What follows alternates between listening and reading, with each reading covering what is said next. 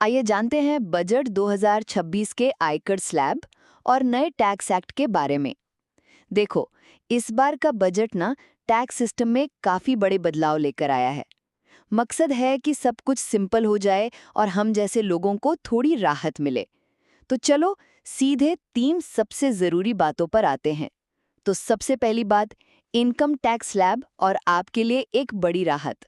देखिए, tax slab की दरों में तो कोई चेंज नहीं है, पर अब नई टैक्स व्यवस्था ही डिफॉल्ट ऑप्शन है।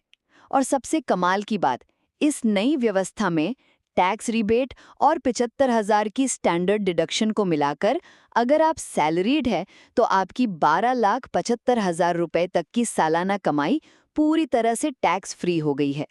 अच्छा, दूसरी चीज, एक नया और एकदम सिंपल इनकम टैक्स कानून आ रहा है जो 1 अप्रैल 2026 से लागू होगा।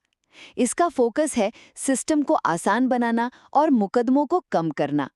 और सबसे बड़ा चेंज ये है कि असेसमेंट ईयर और प्रीवियस ईयर वाली कंफ्यूजन अब खत्म। अब से सिर्फ एक टैक्स ईयर होगा। कितना सिंपल हो गया है ना। और आखिर में कुछ और जरूरी बदलाव। विदेश में पढ़ाई या टूर पैकेज पर टीसीएस अब 5% से घटकर सिर्फ 2% हो गया है। आईटीआर में गलती सुधारने के लिए अब 31 मार्च तक का टाइम मिलेगा। और हाँ, क्रिप्टो ट्रांजैक्शन की जानकारी छिपाने पर रोज 200 रुपए का जुर्माना लगेगा। कुल मिलाकर बजट 2026 टैक्स सिस्टम को सिंपल बना रहा है, मिडिल क्लास को राहत दे रहा है और डिजिटल कंप्लायंस पर जोर दे रहा है। तो बस ऐसी ही काम की जानकारी के लिए ज्ञान शक्ति ऑनलाइन को सब्सक्राइब और शेयर करना बिल्कुल मत भूलिएगा।